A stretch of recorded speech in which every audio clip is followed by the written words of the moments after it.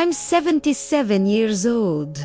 Looking back, my life feels like a story someone else wrote for me. Every morning, I wake up in this quiet house. The sunlight streams through the window just so, and the first thought that hits me isn't about breakfast or the day ahead. It's a question, a heavy one that has settled deep in my bones over the decades. What if I hadn't given it all up? People see me, and they probably see a typical grandmother. They see the soft wrinkles around my eyes, the slow, careful way I move. They see a life lived, a family raised, and they're not wrong. I had a husband, I have children, I have grandchildren. On paper, it's the picture of a full life. But there's a ghost in this house with me, the ghost of the woman I was supposed to be. Let me take you back. The year was 1968.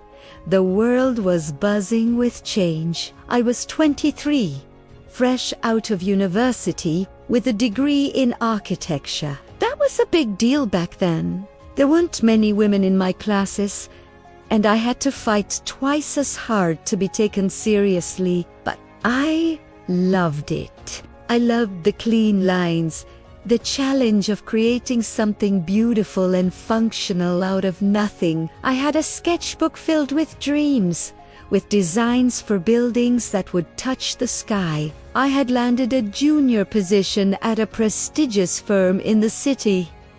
Primera is on fire. I felt unstoppable. My professors told me I had a rare talent, a unique vision.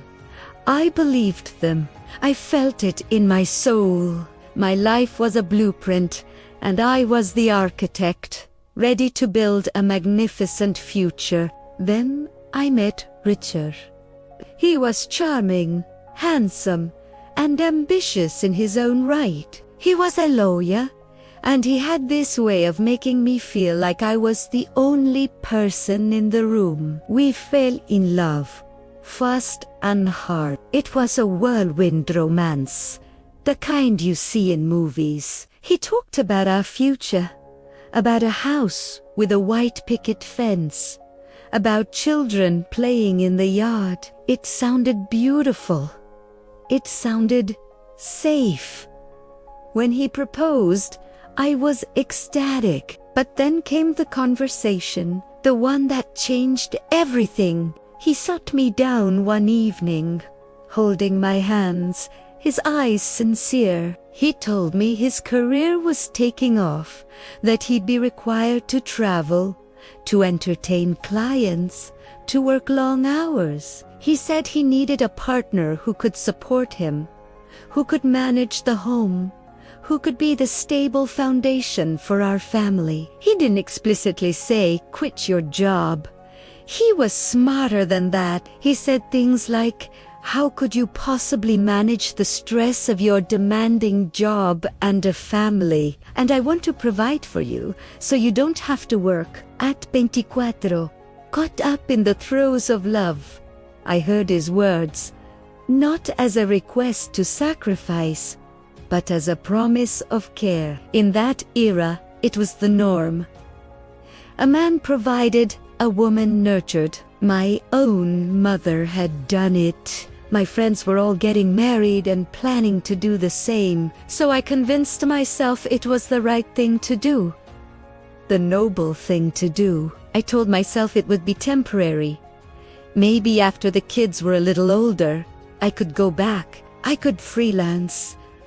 I could keep a hand in. I packed up my desk at the architectural firm, put my blueprints and my dreams into a box, and tucked them away in the attic. Primera tradet, mighty square, and drafting table, for an apron, and a recipe book. The first few years were a blur of newlywed bliss, setting up our home, and then the arrival of our first child, then our second. I loved my children fiercely. I poured every ounce of my creativity and energy into them. Their school projects were the most elaborate. Their birthday parties were legendary. I was a good mother. I was a good wife. I hosted perfect dinner parties for Richard's colleagues. Our home was immaculate.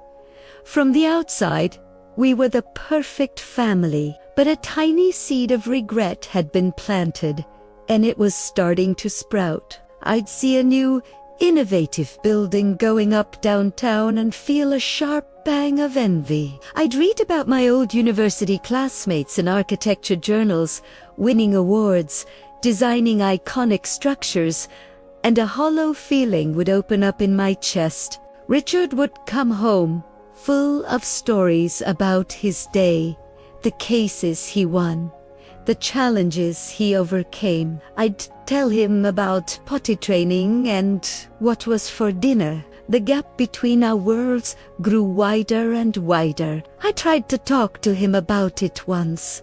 Maybe 10 years into our marriage, I mentioned wanting to take a refresher course, maybe start a small design business from home. He looked at me completely baffled. "Why?" he asked. "We don't need the money. The kids need you here." He wasn't being cruel. He genuinely didn't understand. In his mind, I had everything a woman could want. He had given me the life he promised. He didn't see the cage. He only saw the beautiful home he had built for me. And I, wanting to keep the peace, wanting to be the supportive wife I had promised to be, let it drop. I pushed my own needs down, deeper and deeper, until I could barely feel them myself. The years rolled on. The kids grew up and left home to build their own lives, their own careers. My daughter is a software engineer. She works for a huge tech company, and I am so incredibly proud of her. She has the freedom and the career I gave up. Sometimes I look at her and I see the reflection of the young woman I once was. It's a bittersweet feeling. Richard and I were left alone in the big, quiet house. We had drifted apart over the years, two strangers cohabiting. Our conversations were about logistics, about bills and home maintenance. The passion, the shared dreams, they were long gone. His world was his work.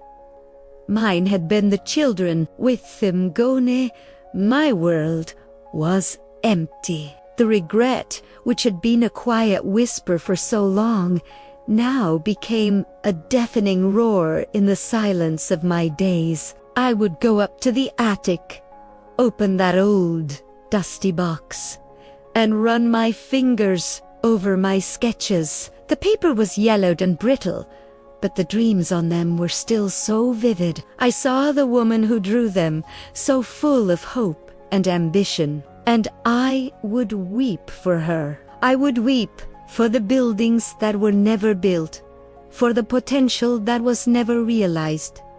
Richard passed away 5 years ago. His funeral was filled with people from his professional life, all talking about his great legal mind, his accomplishments, his legacy. And as I stood there, the grieving widow, I couldn't help but wonder, what is my legacy? A clean house?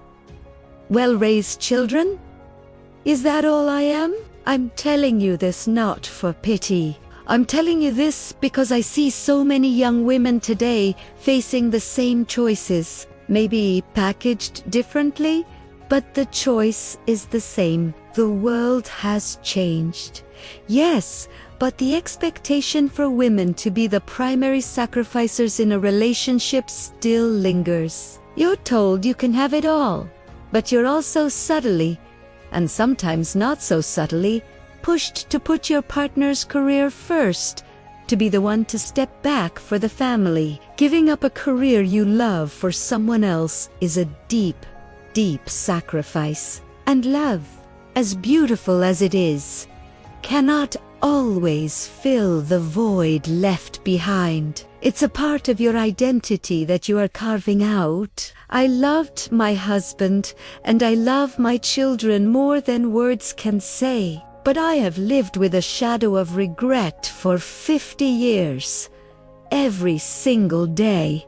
It's a heavy burden to carry. If I could go back and talk to that 24-year-old girl, giddy with love and hope, what would I say? I would tell her to listen to that voice inside, the one that buzzes with excitement about her work. I would tell her that her dreams are not disposable. They are not something to be put in a box in the attic. I would tell her that a true partner won't ask you to shrink yourself to fit into their life. A true partner helps you grow, helps you build your own dreams alongside theirs. You can build a life together without one person having to demolish their own foundation. So please, if you're listening to this, man or woman, never let anyone, not even someone you love dearly, convince you to give up the thing that sets your soul on fire. Build your own life. Be the architect of your own future. Don't wake up at 77 in a quiet house, haunted by the ghost of who you might have been. Don't let your what if become your if only. It's a lonely conversation to have with yourself for the rest of your life. Thank you for listening.